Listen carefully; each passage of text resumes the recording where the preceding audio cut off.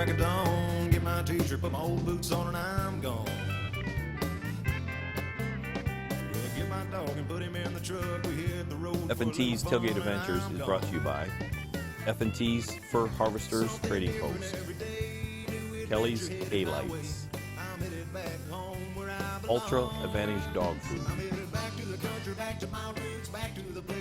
F&T Canine Classic Hunting Dog Boxes, Dan's Hunting Gear, United Kennel Club, C&H Publishing, Wild Spirit Guide Service, Midnight Hunting World. Hello and welcome to F&T's Tailgate Adventures. This week we're going to take you on a hunt that's part of a series that we're going to start each season. We're going to call it our Living Legends episodes.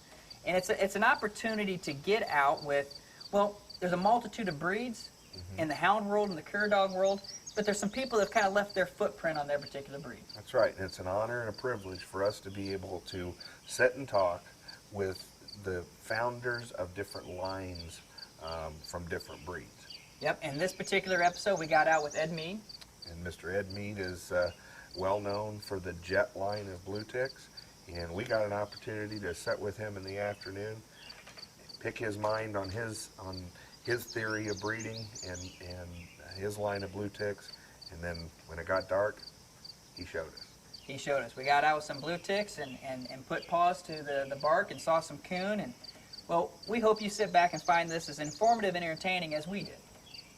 Well, we're up here in Michigan. We're at Ed Mead's house, and this evening we're going to be looking at some Blueticks, and I think this afternoon we're maybe look at some young Blueticks. But Ed, who do we have with us here? We got Isaac, my grandson, Isaac Mead. He coon hunts with me all the time. Yeah, this is your new handler here. Yeah. You've been hunting for quite some time, and then, as you said, you started really taking it serious. After some years of hunting. How long have you been hunting? I've hunted ever since I was probably 12. So you got a few years. Yeah. So I'm 74 now. So. Oh wow! So 62 years of coon hunting. So I hunted everything. Yeah. You know, anything that when I was younger, I just liked to kill something. Yeah. And we never had a dog. The neighbors had some coon hounds, but I couldn't afford one.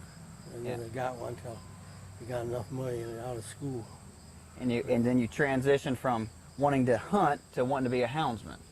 Yeah, I started out raising and training bird dogs. And at that time there was a lot of pheasants in this area. I see. And I trained quite a few bird dogs, and I had them retrieving and pointing, and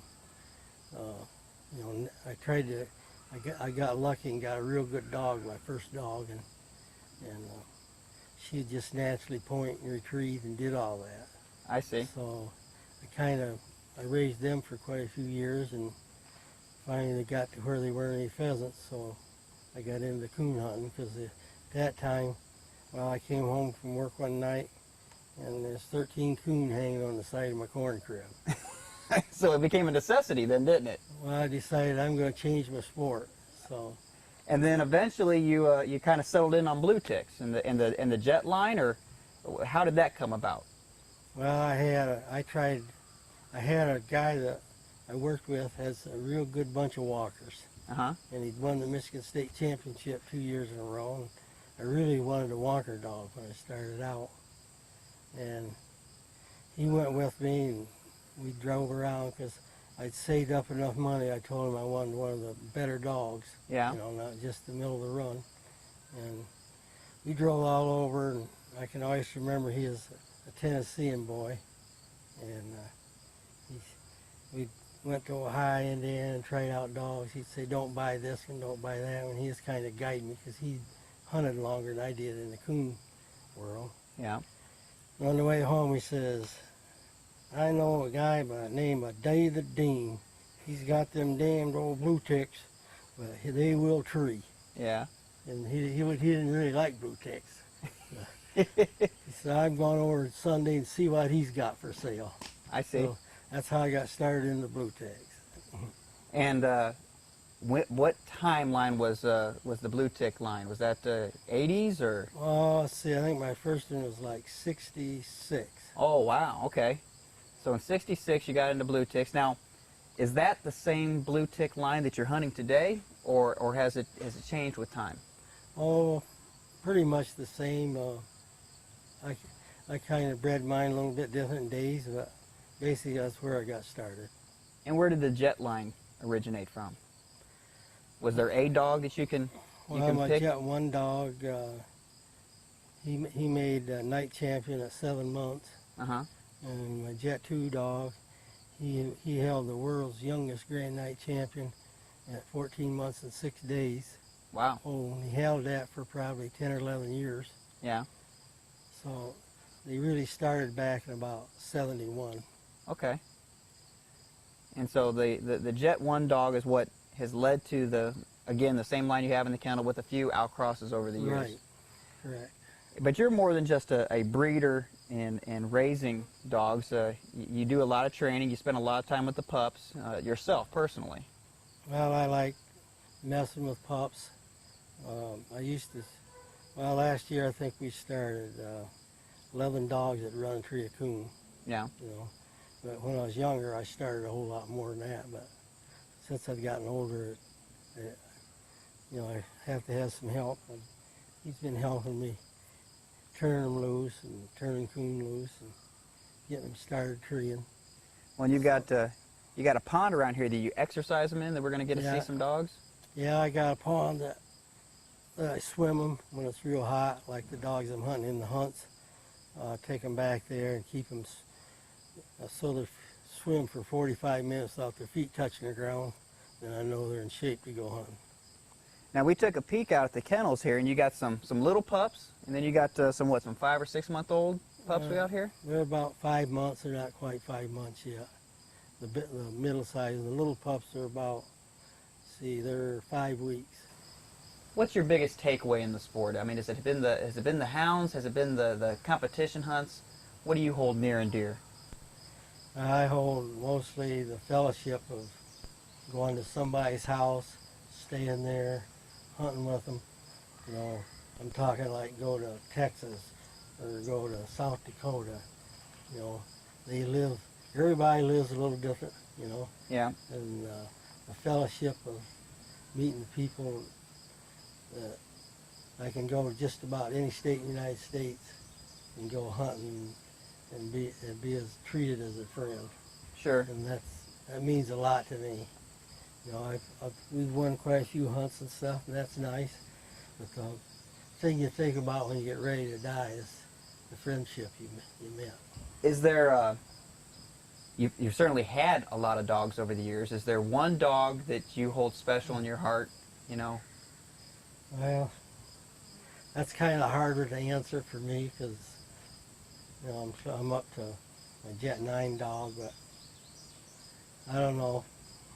Probably, you know, I'd say between my Jet 4 and Jet 6 again dog, Uh-huh.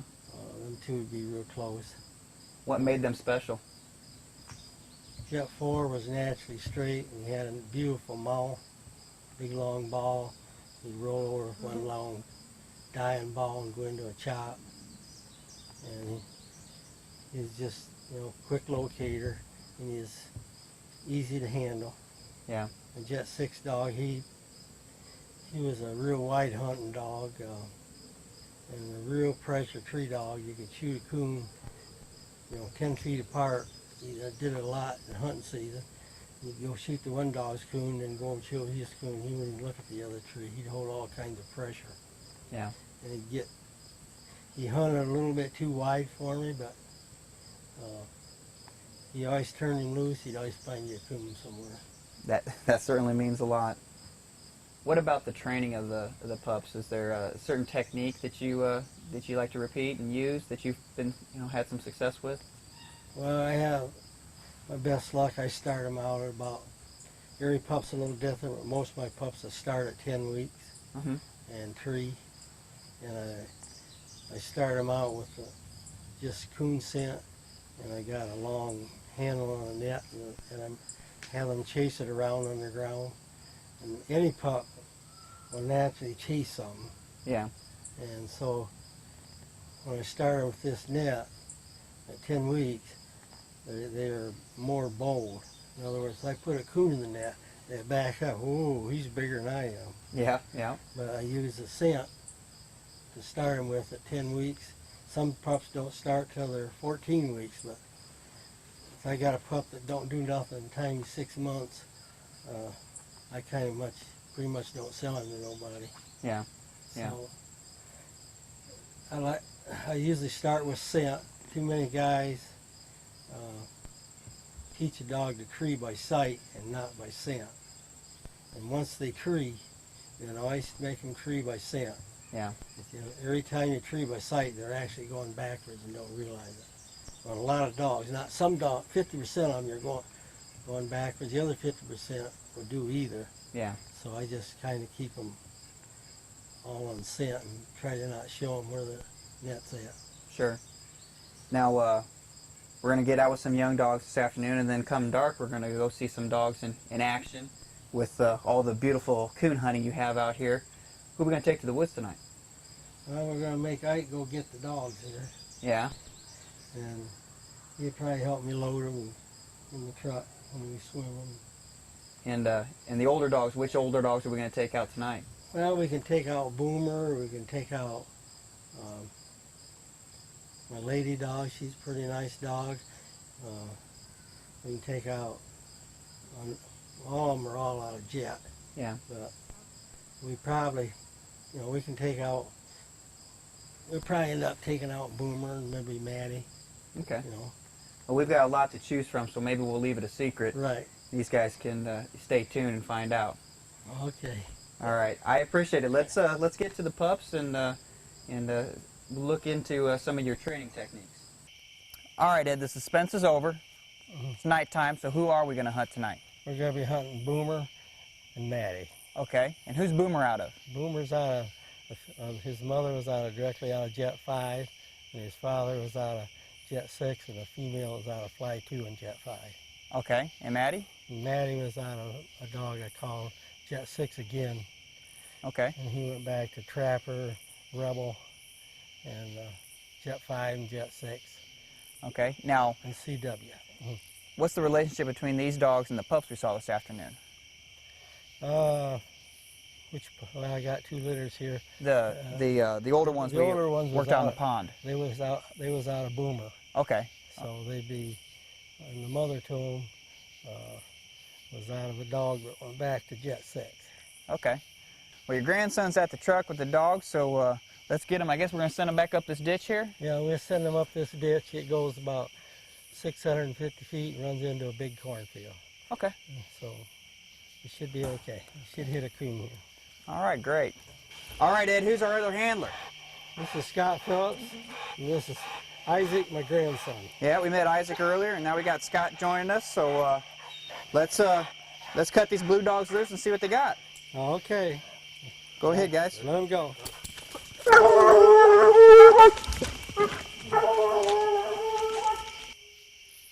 That's Boomer. That's Boomer off here? Yeah. And you said there was a cornfield. About 600 yards. He's probably close to the edge of it, I'd say. Well, Ed, they're heading that way. You think we should get back to the lane maybe and get around? Yeah, we can drive down this lane and get closer to them. All right. So we can hear a little better. Let's do that. Okay. Well, we got up on the hill and it sounds pretty good now. Yeah, we're a lot higher up. Here is better. Yeah, and they're got out here. And we're closer too. Yeah, out here in front of us. Yeah.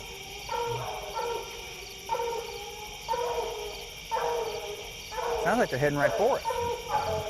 And I'd say they're done heading. You're done heading? Yeah.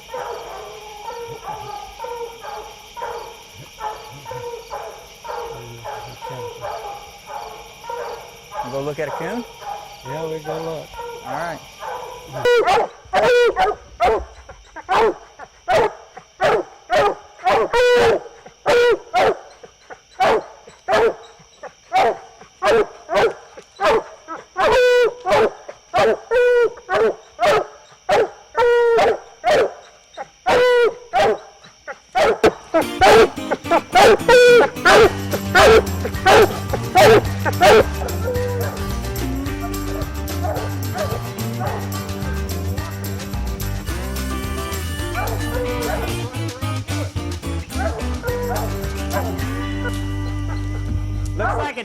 Oh, it isn't dead. Snag right there. Big hole over here.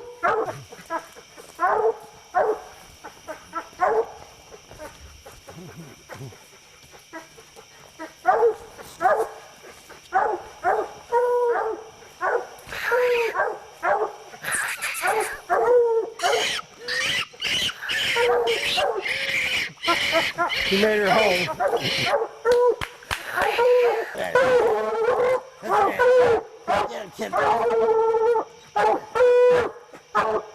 We'll have to get that one next time. Well, Ed, what's this woods like? Oh, it's probably about 20-acre wood. Yeah. That corn on this side. I see we got some corn out here. And I don't know what's on the back side. Do you got corn on the back side? Okay. Small hole on that end to go far enough with the lake on the other end. Okay. Just gonna cut them up through here. Yeah, we're coming up through this path. Okay.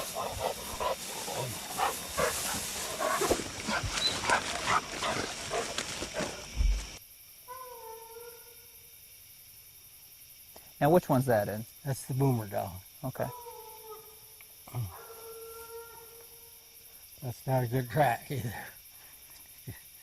If it's a good track, you open more with a shorter ball. I see. Well, I don't know if it's been much different up here in Michigan, but down in Indiana lately, it's been so hot. Those coon are coming out. They're getting thirsty. They're coming out in the afternoons. Mm-hmm. Usually, about the last 6 weeks, we haven't hit any real good tracks. You hunt about 4 o'clock in the morning until 6, you get some good ones. You know, if you get out before dark, you get some decent tracks. Well, now, can you tell me a little bit about your breeding decisions? How do you choose which dogs to breed to which dogs? When is it time to make an outcross? What's your philosophy there? Well, I like a 3/4 outcross, like 3/4 jet and 1/4 outcross is my highest percentage. But sometimes like I got a dog that's got jet on 3 sides. I like to get some outcross. I think we can go to them. So that sounds pretty good there. Mm-hmm. Yeah. They say they got him. Let's go see. Okay.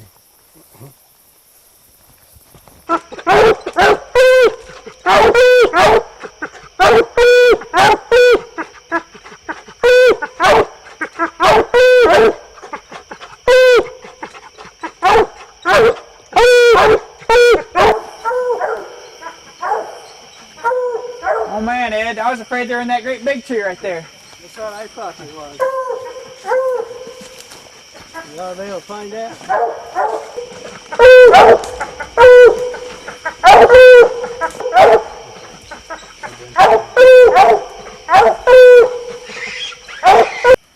Well, Ed, I was half right. He was half right. Well, they were in that little tree, but that coon was in the big tree, which runs into this little tree. And boy, that coon was all over up there. Yeah, he was running around. I saw him down low, and then they saw him up high, and I think those blue dogs had him a bit spooked or something. Must be. But they did a great job there. They brought that around and brought through the corn and got the fur on the outside. That's all it counts. Well, Ed, I truly appreciated the day you gave us, opportunity to talk about your training philosophies and breeding philosophies. Got to see a lot of the dogs out of the jet line. It was fun seeing the puppies and watching the dogs you work back there on the pond. That was great. And to top it off, we get out this evening and made a den and another quick coon after that. But I really appreciated it. Hope we didn't pick your brain too hard. No, I'm just glad that somebody's working to help young people get interested in hunting. Yeah, and that's real important to me. Yeah, that's the takeaway of these episodes in particular, is get the opportunity to get out with someone such as yourself with a long history of coon hunting and a long history in a particular breed or line of dogs, and find out how you did it, how you stuck with it for so long. Well, everybody says I'm crazy, but I just like messing with pups and like getting them started. And I enjoy that. Give me something to do nights after work. A young dog is more exciting as he progresses each night. He starts improving. A little here, opens better here, runs the track better, trees a little better. You can see him improve and grow into a coon dog. I always said there's a lot of shoe leather between a nothing dog and a coon dog. That's for certain. A lot of miles. Well, I had a great time, and it was great meeting you, Scott. It was good hunting with you, Isaac. You too. Keep your grandfather out of trouble. And Ed, I thank you again very much for all your time. I appreciate you guys coming up here. Well, we had a blast, and I hope you had a good time too. Until next time, this is another F&T's Tailgate Adventures. F&T's Tailgate Adventures has proudly partnered with these fine kennels: Chris Brett Kennels, Oak Ridge Kennels, McCoy's Black River Kennels, and the home of Buck Creek Mr. Smith Extreme Insane X. Nocturnal. F&T's Tailgate Adventures is brought to you by F&T's Fur Harvesters Trading Post, Ultra Advantage F&T King Classic Hunting Dog Boxes, Kelly's K-Lights, Dane's Hunting Gear, United Kennel Club, C&H Publishing, Midnight Hunting World, and Wild Spirit Guide Service.